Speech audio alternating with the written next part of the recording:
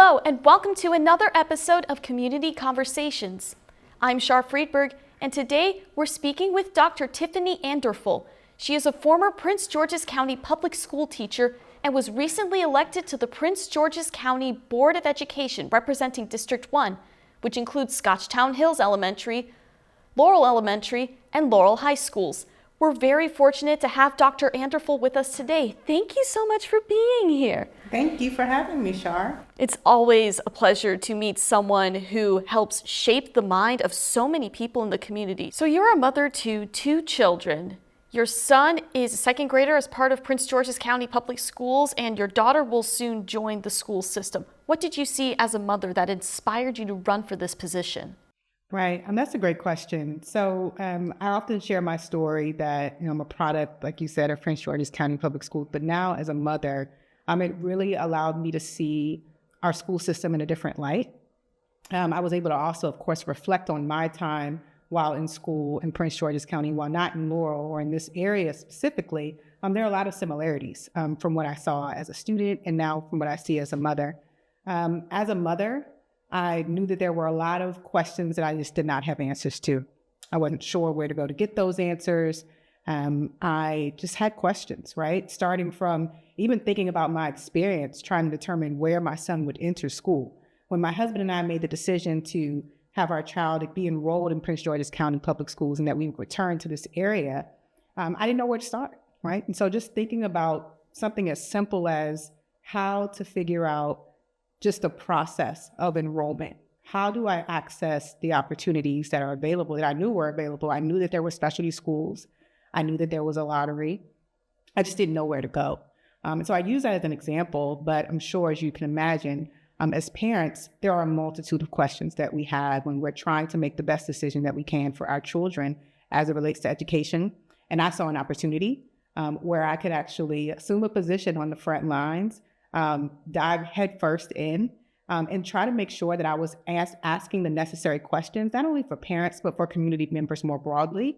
And so that's what really made me want to take that step as a mother, as a parent, and do what I could to get those questions answered and take the information that I learned and make sure that I was sharing those more broadly with the community. That is incredibly admirable. So you taught social studies at Laurel High School, which used to be a little more neglected, shall we say, but now it's thriving. So how did teaching social studies there inspire your path to educational activism? Right. Well, my experience as a teacher at Baloo, I will say, was one of the most pivotal experiences of my life. It wasn't just social studies, although I do have an affinity for social studies and I love ninth grade. So if I speak to educators now, I always say, I don't think I could have taught any other grade level. Certainly a special time, ninth graders, as they're transitioning from middle school into high school. But I think my time at Baloo really allowed me to see, similar to what you just asked, how my experience as a high school student, how there were a lot of similarities now in the role of a teacher, wearing different shoes, looking through different classes, right? I was able to say, wow, this is the experience of a student. And now I'm an educator and I'm able to say, what role do I play in helping to shape the lives of these students? Now, while yes, I was teaching social studies and in DC, we taught DC history. I also taught world geography. I taught world history. I saw that as a teacher, we truly had, and I say we because I still consider myself a lifelong educator, we truly have the ability to shape the lives of our students. We not only serve as teachers, we often serve as counselors. We serve as, guidance counselors. We serve as therapists. There's so many hats that educators play. And while I enjoyed the opportunity to serve on more of what I would call a micro level, working directly with students engaged in community, I wanted the opportunity to impact change on a larger level, on a larger scale. And so thinking about more macro levels, thinking about policy, thinking about what specific changes could I help shape or put in place that would trickle down, right, and have an impact on the lives of my students who were in the classrooms and all those who would follow, and obviously then my future children. So that's really what sparked my interest from the classroom to get into a life of, you say education activism, I say it certainly involves activism. It involves advocacy. It was a path that I decided to go on that involved a lot more learning. And so from there, I did go on to getting involved with community organizing, where I had the opportunity while living in Chicago to work and engage with different communities, help inform them about education policies, things that were both local and at a more federal or national level. And from there, start to work with nonprofits that were doing similar work, but really working to bring together cross-sector organizations working in education. So if you think about universities, obviously K-12 schools, nonprofits, government agencies, all of whom oftentimes are doing a lot of the same work, right, to benefit the lives of students, but are often operating in silos.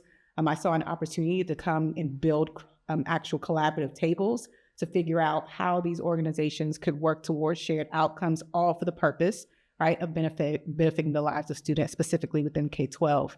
And so I really do look back at my time at Ballou and say that it really was, it was a huge stepping stone, but one that I will be forever grateful for, because it allows me to continue to have that perspective as an educator, as I'm approaching the work that I'm doing day to day. And now obviously serving in this role, I will never forget, right, the experience that I had, and always think through the lens of educators. While yes, times are different now, it allows me to empathize with their experience and ensure that they're centered. Also empathizing with the parents who are, because you are a parent yourself, as we mentioned, so you understand everything. That really puts you in a unique position. It does. So you were the first in your family to graduate college. Do you want to inspire students in similar situations whose parents did not graduate from college?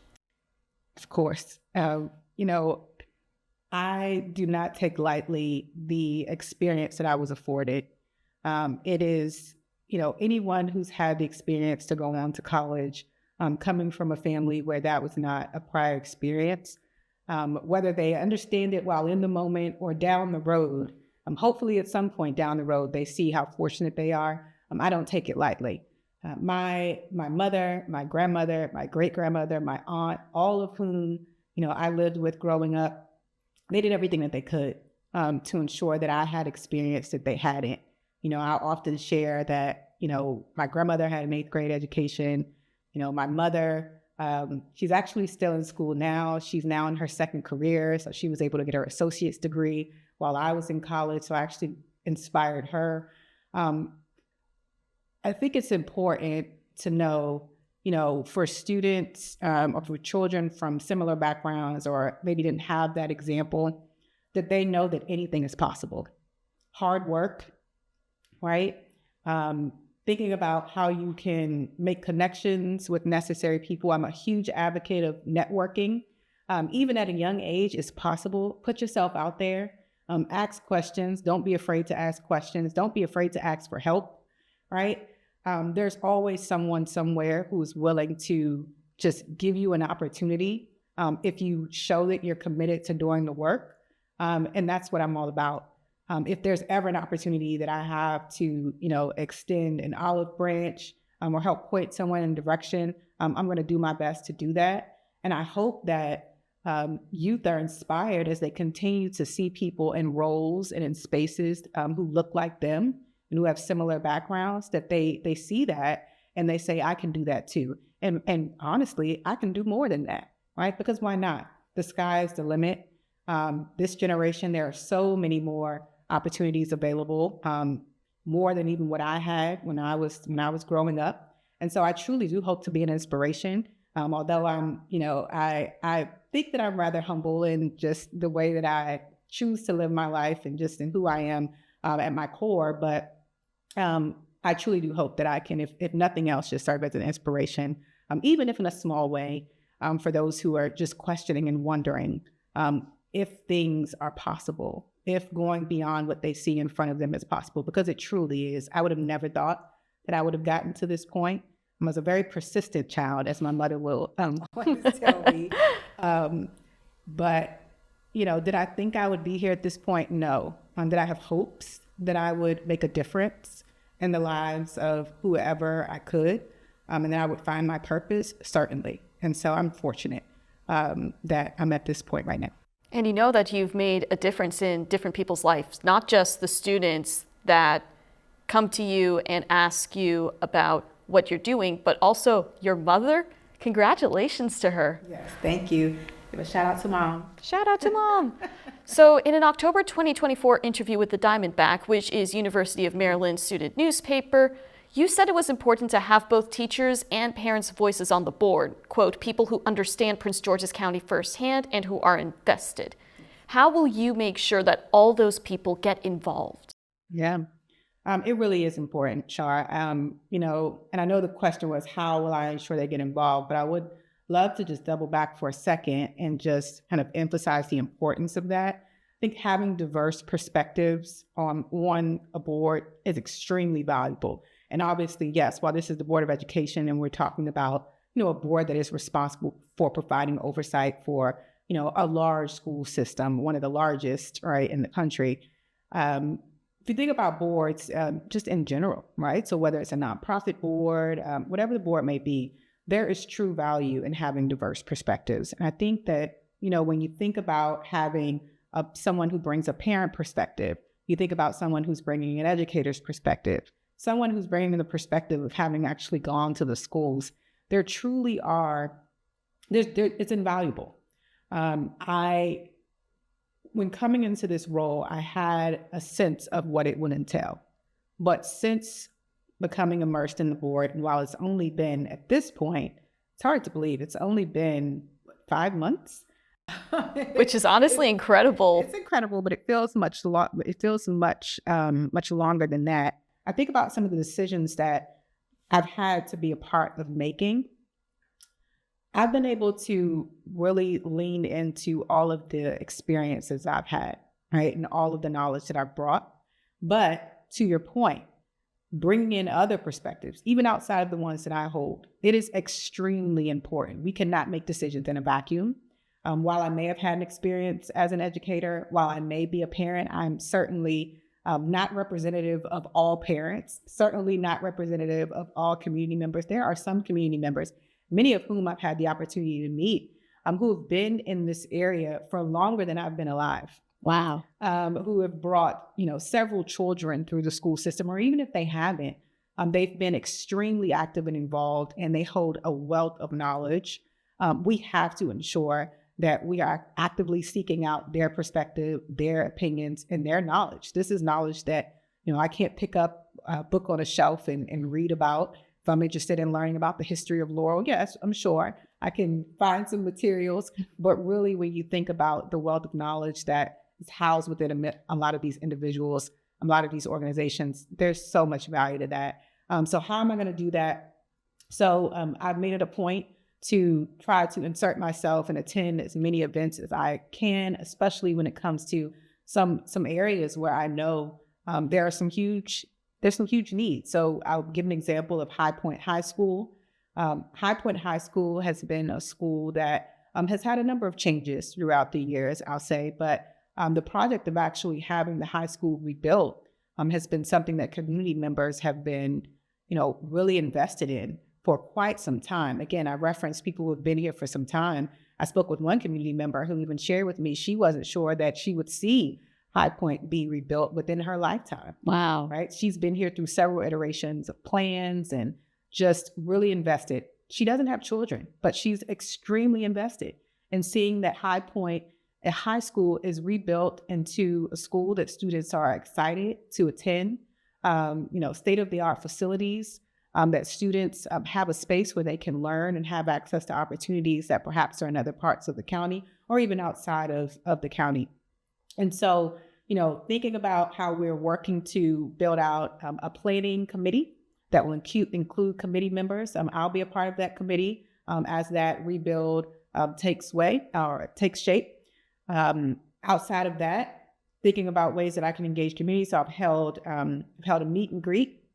I'm actively reaching out to community members to figure out the best way that they want to be, you know, engaged. So perhaps it's not meet and greets. Perhaps they'd just like to set up fireside chats and have conversations maybe similar to this. I'm open to that as well. I'm in the process of having one scheduled. I've had community members just reach out and say, would you be interested in being a part of a fireside chat? Certainly. any way that I can hear from community, I'm open to at this point. And while obviously this is my first year, I'm very much going through the process, learning as I go and figuring out the best way to do that. But it is certainly an objective of mine to make sure that where there are, outlets for me to engage with educators, community members, I'm going there. Similarly, a lot of PTA or PTO meetings, I've been invited to a number of those. And so I'm dialing into those as a way to speak directly with educators, with school leaders, and with active parents, again, who many of whom have been engaged in this community much longer than I've been here. And so I'm doing everything, Char, in short, to try to bring folks into the fold, to educate. And I'm learning a lot also from some of our more seasoned board members as to how to do that well. Which is really nice. And like you said, you are doing everything, which makes you an incredibly very busy woman. Indeed. So as a board member, you hope to create safer schools, enhance college readiness, and attract and retain high quality teachers. What specific ways will you make sure that those goals are achieved? Right. So I think some of what I just referenced, because is one of the ways that I'll have to make sure that I'm doubling down on to ensure any of those things happen, which is actually going directly to those who will be impacted. So figuring out ways to ensure, that I'm clear on what is already being done, right? There are a lot of great things that are happening within our district. And I want to say that and also acknowledge a lot of the work that the administration is currently doing, a lot of things that many aren't even aware of, right?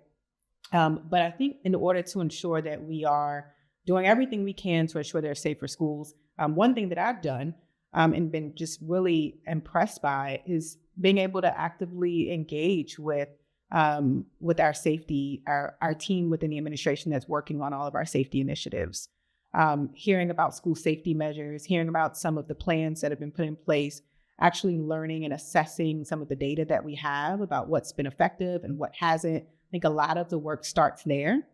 Similarly, with thinking about college access and just career opportunities, I've had an opportunity to go on some of our tours and engage with the teams that have been doing work in that space as well. I'm a researcher at heart as well. Well, a number of things at heart, but one of the places that I hold dear my heart is certainly for research and data. Mm-hmm. And so I'm always going to delve into data and look to see what the data is telling us, what story is it telling us, and looking back year over year to see where we've seen growth, where we've seen progress, and where, quite honestly, we've just kind of, leveled off and perhaps been stagnant. And so I think in each of those areas, so I'm thinking about school safety and thinking about career readiness or college readiness, and in thinking about our teachers, both attracting them, recruiting them, and retaining them. Mm-hmm. I've been able in these last few months to dig deep into some of the data that we do have available. And so it starts there as well. So actively reaching out to what these specific areas will have an impact on. So which groups with demographics, hearing directly from them, looking at the data to figure out where we are and where there are some opportunities. And then from there, quite honestly, Char, then figuring out what is the real strategy to move work along. And so whether that's me really supporting some existing initiatives that are in place or realizing where there are some gaps mm-hmm. and figuring out if there's new initiatives or programs that we need to support and help build out, that's where I'm hoping to be able to lean in at this time within my term. So the last thing I'll say here is that, the role of a board member is rather complex. I think there are some misconceptions oftentimes about all of what we are able to do. Again, if I were to boil it down quite simply, it really is about us being able to provide oversight, right? Some governance, and make sure that we're asking the necessary questions to move work forward, right?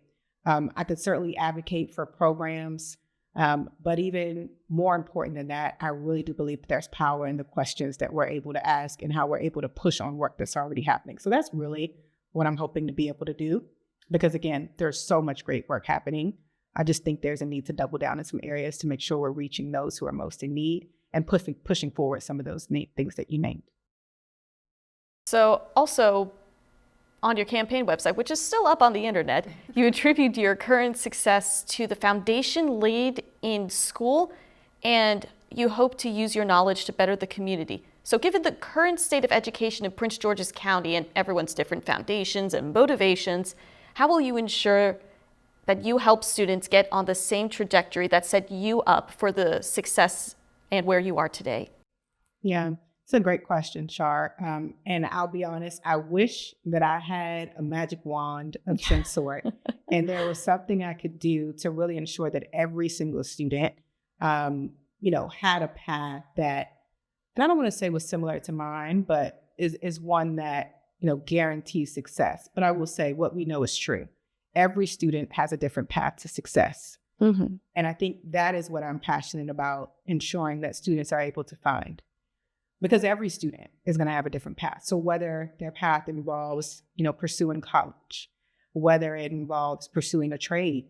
I had the opportunity to go to Laurel High School and see a number of students who are involved in their aerospace program, talk to many of them who are interested in pursuing careers in aerospace or some as engineers. That's fantastic. Absolutely. There are a number of paths that you can take to pursue those types of careers. In the same way that there are a number of paths that you could take should you be interested in going into masonry or carpentry. I had the opportunity to go to one of our CTE hubs in our county and see a lot of the work and talk to some of the students there. So for me, I think that one of the key things that has to be done is to increase awareness of opportunities.